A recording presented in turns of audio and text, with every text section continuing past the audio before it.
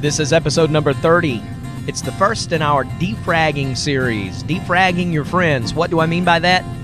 Join me and I'll tell you all about it. Road noise, life 1 mile at a time. Hello and welcome back to another episode of Road Noise Life 1 mile at a time. I'm your host, Michael Blackston, and if you're hearing a little bit of rumble under the sound of my voice, that's just the sound of the road, hence the reason I called it road noise. Life 1 mile at a time, because we're learning to live life 1 mile at a time as I travel all over the Southeast, commuting back and forth to do the job that I do. And you're in the passenger seat alongside me, and we're going to have us a little chat, and we're going to talk about defragging your friends. You remember the old computer process when your computer would start running really slow and it just wasn't working right, and you would go and defrag the system? That was when all of your computer files in the system would get fragmented and chopped up and mixed all together, and you would do the defrag, and it would sit there and run, and it would take the pieces and fragments of the whatever was going on in the computer and put it all back together and in order so that the computer wouldn't be quite so confused and it would run much better. Well, that's what defragging your friends is going to be all about. Fixing the confusion, fragmented parts of your life, and putting it together in something that is easier to handle. This is the first one, defragging your friends. Next week we'll be defragging your house, and then we're going to really hit a wide scale in the following week with defragging your life.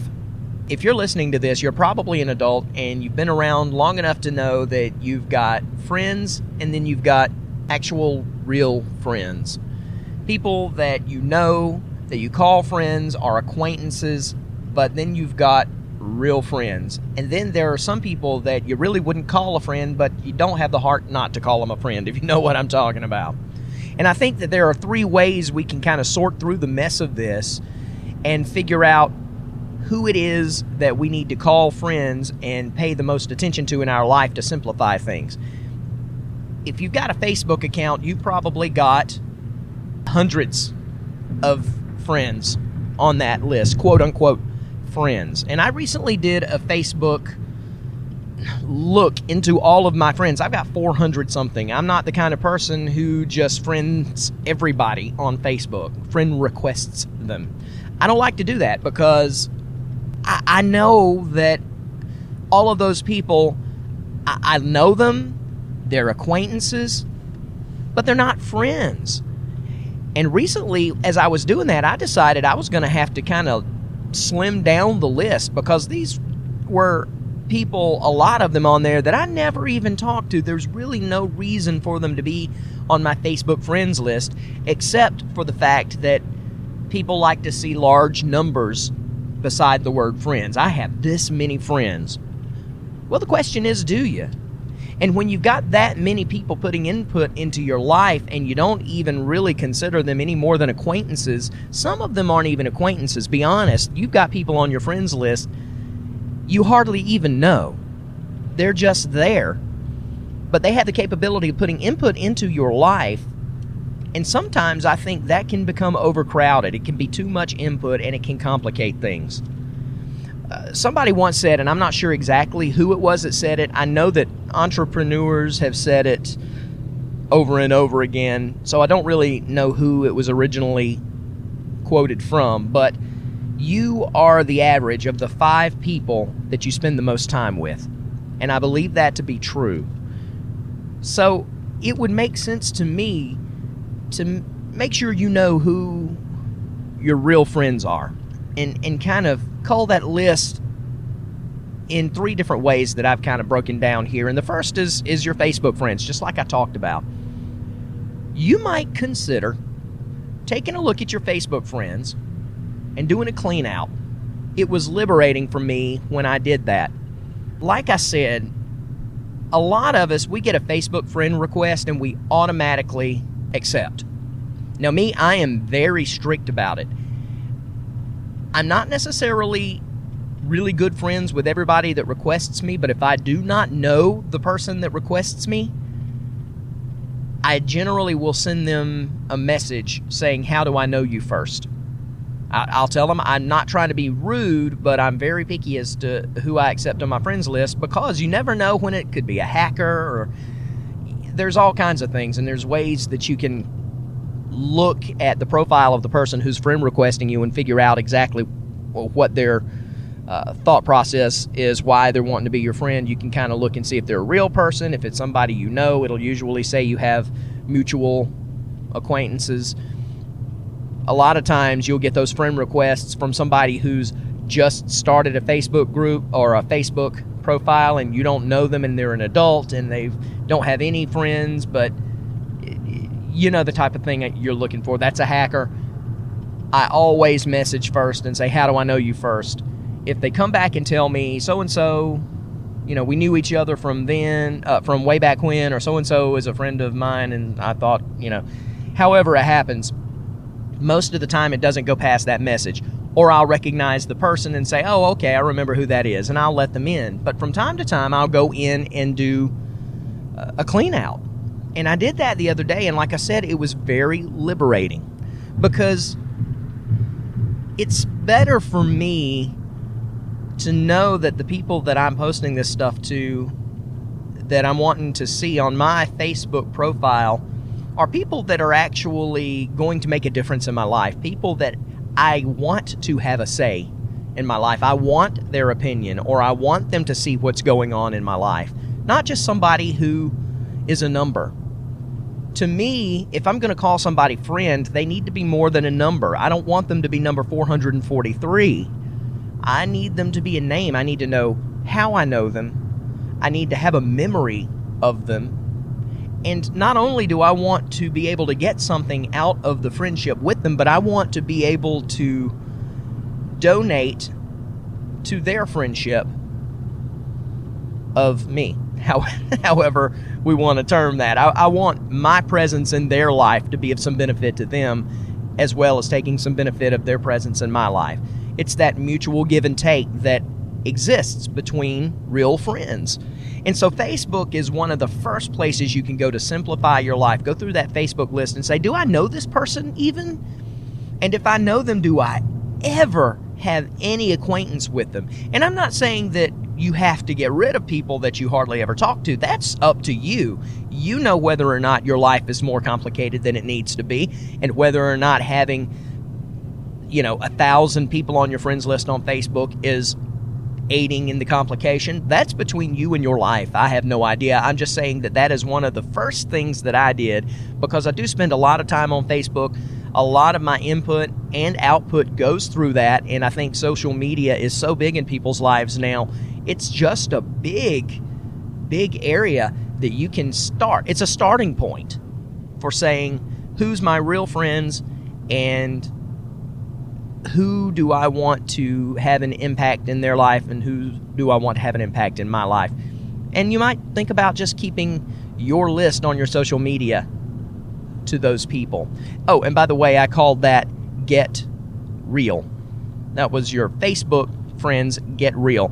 Second is your work friends, get busy. I know that when I used to work in an office, in several different places. I worked in a million different places, was licensed for a million different things. And I had people that were acquaintances that if we were to meet on the street, I'd say, hey, how you doing? Yeah, that's a friend of mine. But sometimes we apply a deeper meaning to the friendship than really is there. And that can get in the way of work. Because if you start applying a friendship situation to, say, upper management, and then there is calling out that has to be done, either by you or to you, then your heart can be broken in ways that really wasn't necessary. I suggest that in your work life, you decide who is a friend and who is a coworker. And sometimes those things can mix. But then, again, this is up to you. You know your situation, but there are times when those things can't mix.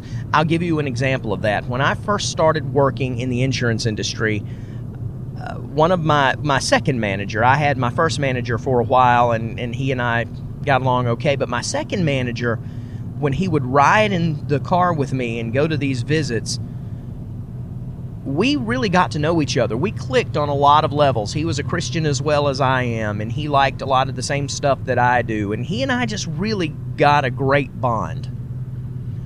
Well, he had to kind of crawl me about something, and it was his right to do so. I was failing in an area and really not taking it as seriously as I needed to, not listening to the advice and the instruction that he was giving me and not applying it, and he had to be a manager. And he took me aside one day and he said, "Michael, I need you to understand that we can call each other friends, and that's fine. I want to be your friend." He said, "But I'm your manager first. I'm your boss. And the friendship cannot come before that, because I'm hired to do a job, you're hired to do a job, and those things have to be done. The friendship has to come secondary, if at all." And whereas that cut a little bit, because I'm an emotional person, I like to give all of myself to everybody, I immediately understood what he was talking about, and I've applied that to my work situations from this point on, or from that point on. And it really helped simplify things. I may know all about his personal life because we talk and we have a good time and we get to know each other, but the first thing is first. At work, you're there to do one thing: get whatever your job is done. It is not to make friends. It is not to talk about your private lives. Those things can happen at the appropriate times, in down times.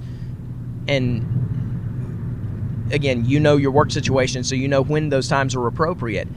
But the number one thing when you're at work is to get the job done. And when you start mixing friendship with getting the job done, or at least putting your friendship up next to as high a level as getting the job done, it starts complicating things. It makes you less productive. And so you might want to think about your work acquaintances and get busy and decide, is this person a friend, or is this someone I really like at work, but it goes only that far? And kind of keep that mindset. You be nice to them, you treat them with respect, but work comes first at work. And that will simplify things. You might not want to do that, and everything may be working just fine with the way you do things at work. But if they're not, and if things seem to be getting a little complicated, look and see if maybe some of the relationships you have with your coworkers are a little bit beyond co-working relationships, and some of those friend emotions are kind of getting in the way and keeping you less productive, or even stopping you altogether. So keep that in mind. And number 3, in your personal life, get right. This goes deeper than Facebook. This goes way beyond work. This is your personal life. You might want to sit down and think about, if life's getting messy and there's too much going on and you're just complicated and mixed up, you might think about the people that you're hanging out with. This goes back to you're the average of the 5 people you spend the most time with. Who are your true, real friends? And identify with them, or identify them. And then maybe you think about where you're spending your time. Are you spending a lot of your time just because you're expected to with people that you like, but it's not good quality time? Or are you spending your time with the people who care for you, would give you the shirt off their back, would do anything for you, and that you would do the same thing in return? Those relationships are true relationships. Those are friendships. And those are quality. And if you will focus most of your time in those situations with family and real, honest friends, you will find so much more value to life, and it will become much more simple than if you're just trying to please all the people all the time and everybody that you consider a quote-unquote friend. And I'm not saying that you don't give your time to those people. I'm not saying at all that you completely abandon anyone. I'm just saying it helps to identify who your real friends are and do a little bit of defragging in your life so that you put those relationships at the top of the list, because that's where you're going to find your happiness. As far as those other people, you continue to be the type of person that will give the shirt off your back. That should never change, even with the people you don't consider close personal friends. And they can be friends. But by defragging, you put those categories in order. And no one person is more important than another as far as the whole outlook of humanity. But in your life, you have deep, personal, far-reaching friendships. And then you have acquaintances. It's very simple. It's getting real with yourself and deciding where your real relationships lie, where the true, far-reaching relationships lie, and then treating them appropriately while keeping in mind that do unto others as you would have them do unto you, and being just the greatest person in the world to everybody. So, to recall that, on your social media, because we all spend a lot of time, kind of get real about your social media friends and interact a little more with the ones that mean the most to you. In your work life, get busy. Decide who friends are and who are work companions, and make sure that you are putting the number one thing up top as the number one thing, and don't let friendships at work get in front of getting the job done, because that will complicate things. And then in your personal life, get right. Make sure you understand who your true friends are, and that you are spending your most dedicated time to those real, honest, true friendships.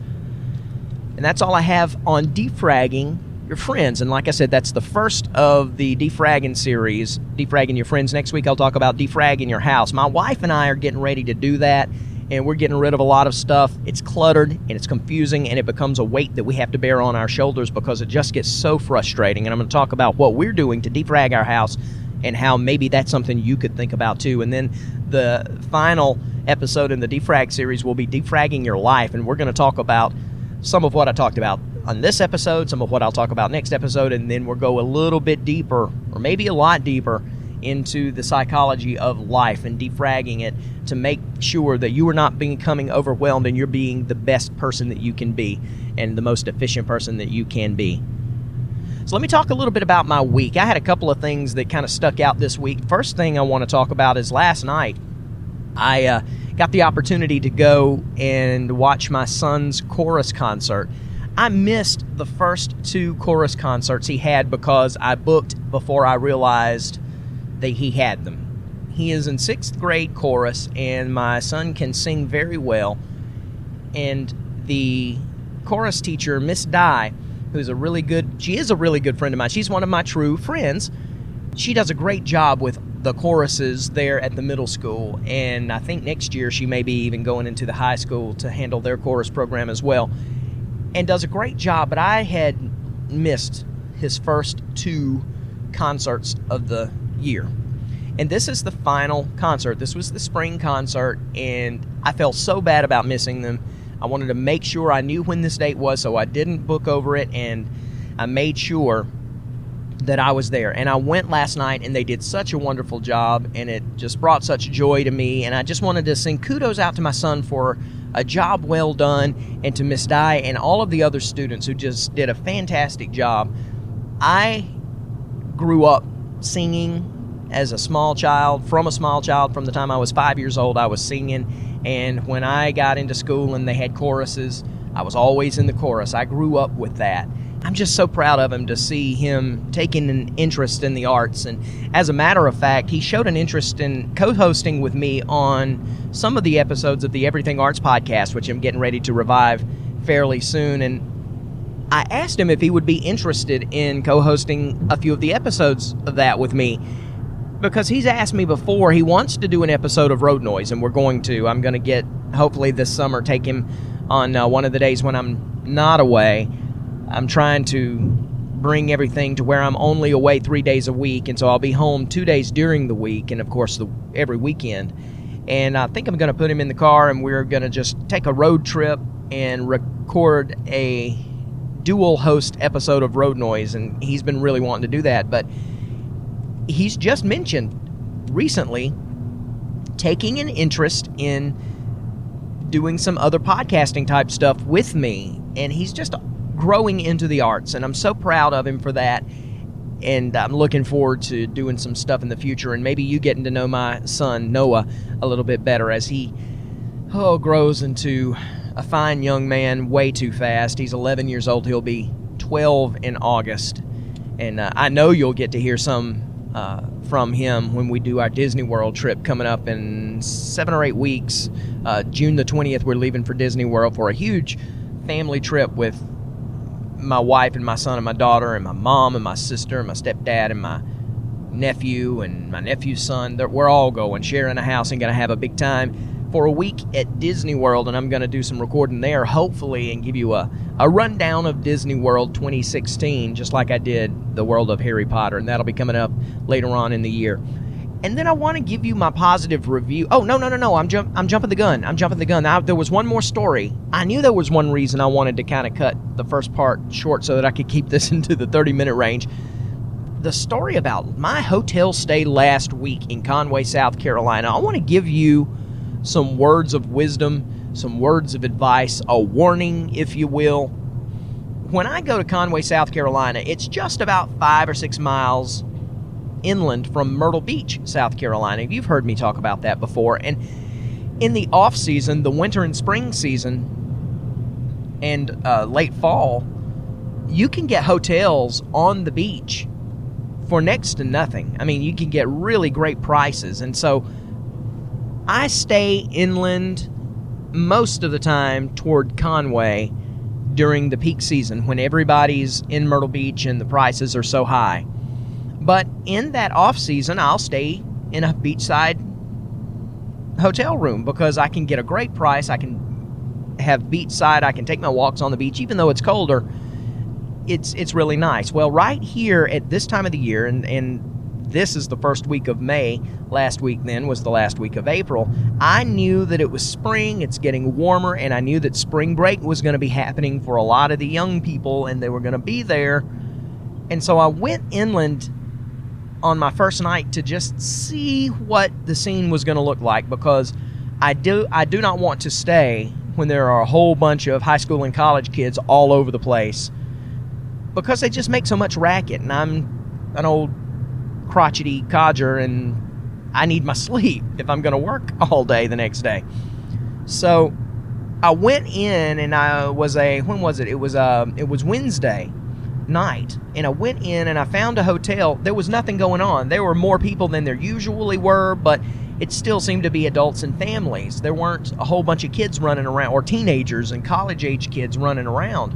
So I said, well, this will be fine. I think I just barely dodged the bullet. I'll get one more weekend here, and the next trip I'll have to stay more inland because that'll be full-on touristy season. So Wednesday night I found my hotel room at the Ocean Dunes, and it was great. It was nice. The room was clean. Everything was really on point. It was oceanfront.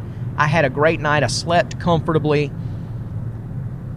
And I went ahead and booked it for 2 nights because I knew I'd be there Thursday night as well. I get in Thursday night, pull into the hotel, and there are 3 busloads of college students from somewhere in Virginia. I don't know if it was the University of Virginia or what it was, but there were college-age students coming in. Every single group of them, everybody was holding a 24-pack of beer. I knew it was going to get rowdy, but I wanted to give it a chance. I had already booked a second night, so I said, let's kind of see what happens. And it wasn't that bad. They were a little loud and excited, which you would expect at first, early in the evening. But when I got back into my hotel room, I went and took a walk at Broadway at the beach and walked my 5 miles. And when I got back in, the craziness had ratcheted up to a fever pitch. And these students were wild and completely disrespectful. They weren't like laughing and pointing at me or anything like that, but it's just outside the rooms and up and down the halls, they were just out of control, and it got worse and worse.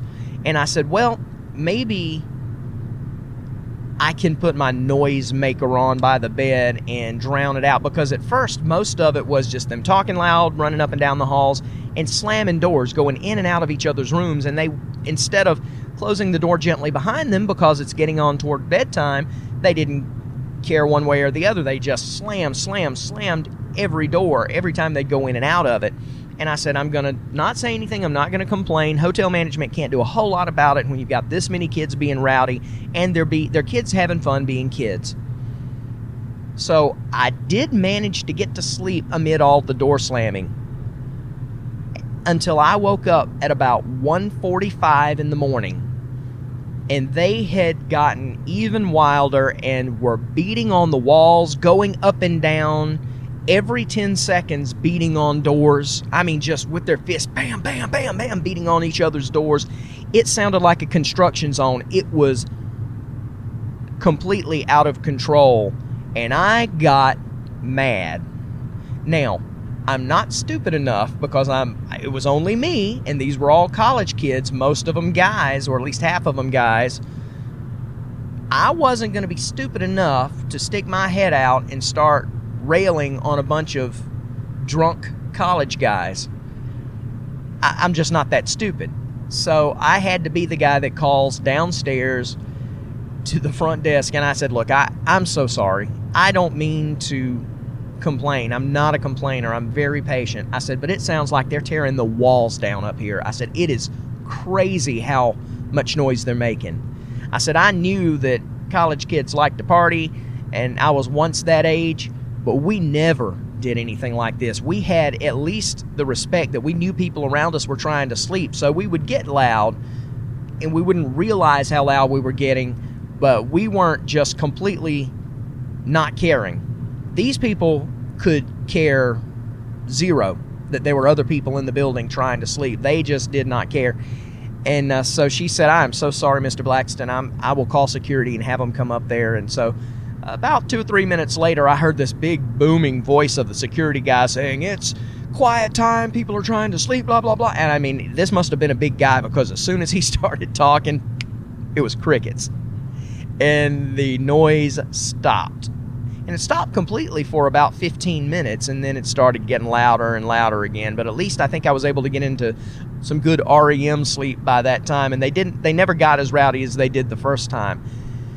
But I want to give you some warning. If you're planning on taking a trip and you're the kind of person who wants a lot of sleep and wants some good sleep, don't take it during a spring break time at an area like Myrtle Beach or Daytona or something and expect to really get a lot of sleep. I mean, unless the security is top-notch, if there are going to be a lot of teenage and college-age kids there, odds are they're going to be drinking and partying and completely disrespectful. If you are listening to me and you're of that age group and you're saying, hey, that's not nice, that's not me, then I apologize. I'm not talking about you, but you know, if you are responsible enough to say, hey, that insults me a little bit, Mr. Blackston. If you're that responsible, then you know what I'm talking about and you've seen it yourself. So just words of advice. Think about who's going to be, where you're going, and make your plans accordingly, because it was miserable and I got very little sleep that night. So that concludes the part of my week. That really is as far as announcements or anything that has been a eureka moment, any new news, that's really all that has happened as far as I'm concerned. In that way, I do want to give you a good positive review. I'm going to do another movie this week, but I really loved this movie. I went to see it twice. It's out at the theater right now as I'm recording this, but if you're listening to this at a later time, it'll be on video, and if you haven't seen it, I really suggest you go get it.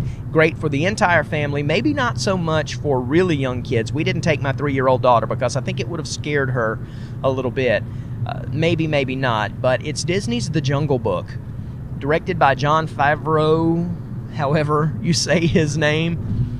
They did a fantastic job with the full human version. Well, not full human, there was only one human in it, except at the end where they showed some people down in the village, but you really didn't see those. Those were more like silhouettes and stuff.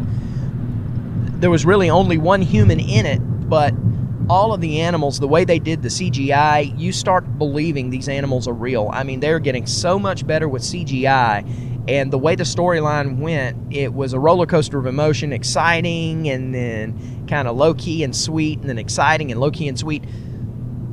I really highly suggest, if you have not seen Disney's The Jungle Book, that you either go on to the theater and get it on the big screen. That's a wonderful way to do it. Like I said, I've seen it twice now on the big screen. And if you're listening to this later and it's already out on video, then go pick it up and watch Disney's The Jungle Book. If I can get my mouth to work right and I quit stuttering. So that wraps up this episode of Road Noise Life, 1 mile at a time. If you'd like to get in touch with me, here's the way you can do it. I've got a voicemail number at 706-408-7456. That's 706-408-7456. Or you can get in touch with me via email at feedback@michaelblackston.com. I'd really love to hear from you, hear what you've got on your mind. Hear if you've got some better ways to defrag your friends or any other ideas, shoot them out to me. I'd love to communicate with you. I'd love to have you take part and be a part of this podcast. Also, I am on Twitter at Everything Arts. I'd love a follow there. And I think Facebook.com/Road Noise Podcast. I think is how you get in touch with me on Facebook. You can look up Road Noise Podcast on Facebook and it'll find it. And I'd love for you to go like my page there. And lastly, I want you to help me promote the show. I need help getting out there, getting people to find out about the show. If this is something you enjoy, something you look forward to, and you think that you would like to share it, or you know somebody who would enjoy this content as well, first of all, and number one, word of mouth is so important. You can tell your friends about us. Please share us on your Facebook page. Go to roadnoisepodcast.com, because that is the webpage and the easiest way for you to subscribe. And share us there. We've got share buttons under all of the episodes. You can share us on your Facebook and Twitter feeds and all of that stuff really easily at the touch of a button. You can leave comments there and subscribe to the podcast. So until next time, thanks for sitting alongside me in the passenger seat, listening to the noise of the road under my voice as we learn to live life 1 mile at a time. I'm Michael Blackston. I'll see you next episode.